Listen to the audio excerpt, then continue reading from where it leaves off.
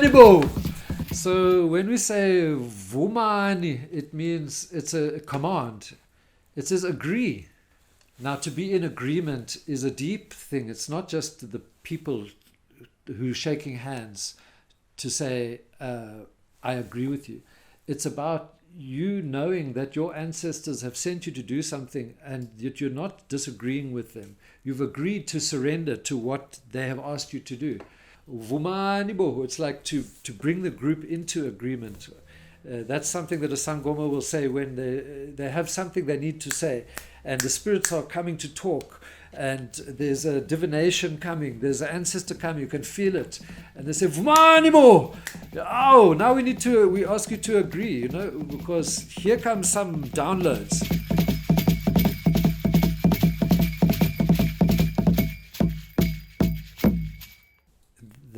The spiritual journey started off with a twist that I couldn't have anticipated, which is often the case where you get sick.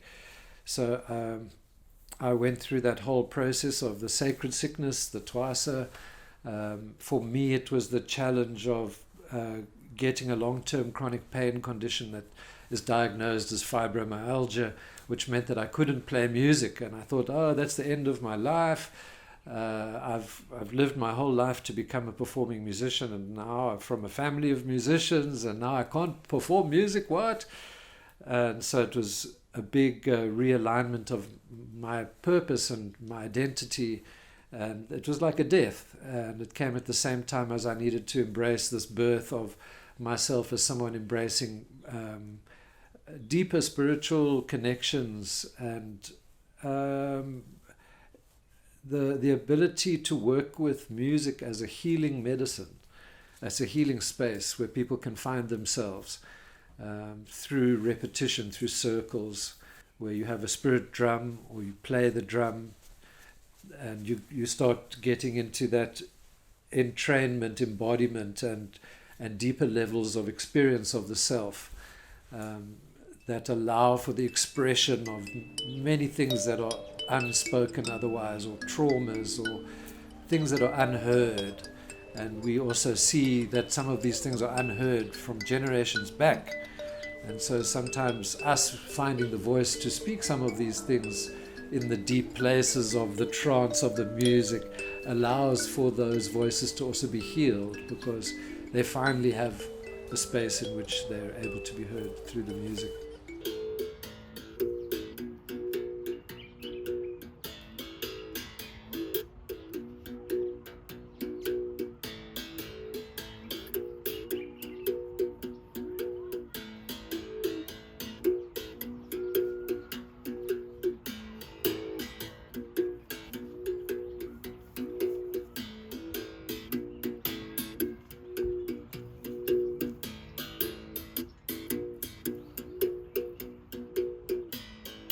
You have to experience the sound more than once. The more times you sing it, it goes from the first time you've heard it, the second time it's now you starting to sing it without even thinking about it. The third time you're moving to it.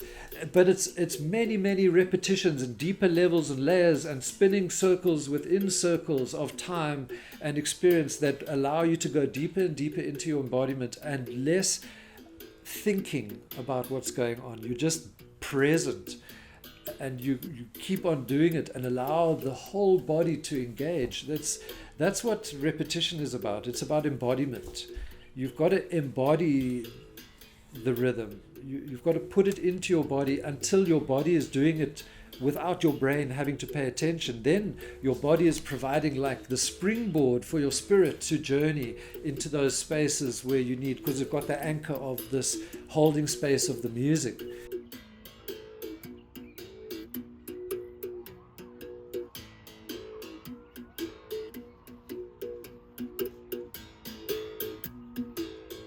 Isangoma is the African word for people who use this way of being in order to heal and diagnose and channel information. The word ngoma, which is the root of the word isangoma, means a drum or a song or a dance. So isangoma are singer, drummer, dancers. That's like the paradigm of what sangomas essentially are doing.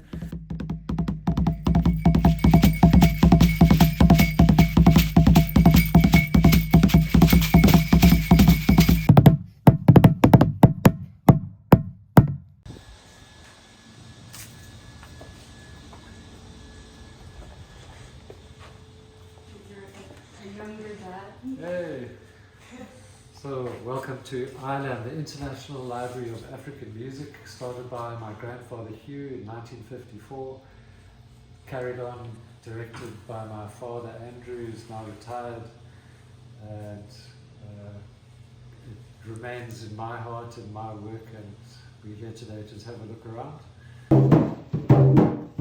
Somebody does. Somebody's doing. So this is 3-1. This is 3-1, and somebody's doing 1-2. Can you do 1-2? Like.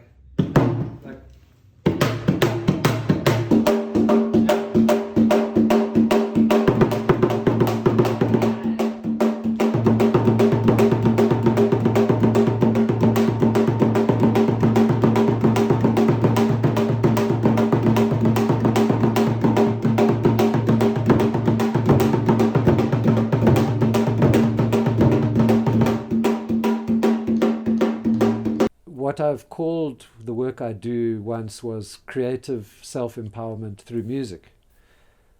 How often have you heard people say, I can't play, I can't sing, no, I'm not a drummer, no, I'm not.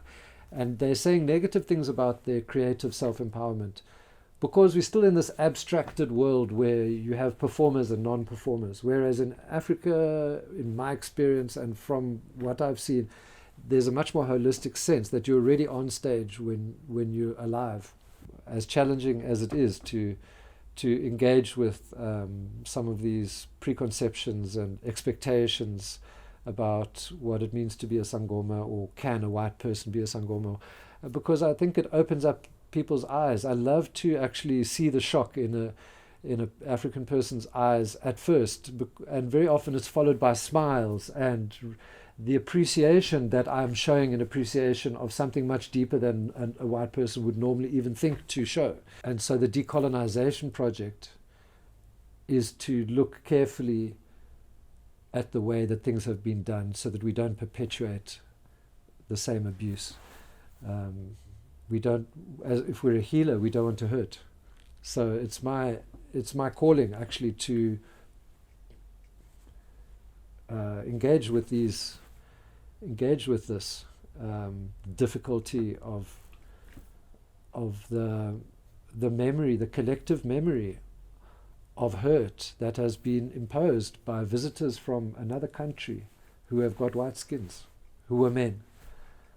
We have to appreciate the ancient wisdom and skill inside people, and everybody's got a unique voice, and many people's voices have been closed down because of the streamlining of culture. You have to be this way, that way. As a man, you must be like that.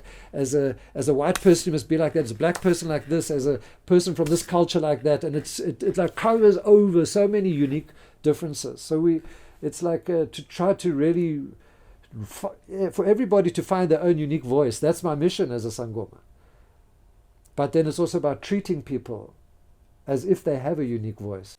And in music, you really get Ubuntu values expressed in a very felt way, because you have to be respectful. You have to speak loud enough to be heard so that people know where you are. So you have to be confident, but then you mustn't be drowning out. You must be listening as well. That's where we've got to find our own love for our own unique expression, because we don't all express in the same ways. We're not all good at the same things. So I'm a champion for indigenous knowledge and maintaining respect and difference and coexistence of different knowledge systems. You have to have your own opinion that, to be alive is not a mistake. To be alive is to be musical. To be alive is to be somebody who's a storyteller by virtue of living your life. Your life tells a story. So we are naturally on stage in a creative body reality. We're not abstracted from it. So we have to empower ourselves with these codes. We have to heal ourselves. And the music, I mean, it's less about even what music you play and what rhythms you play or anything. Often it's just about making that step to allowing yourself to be musically expressive.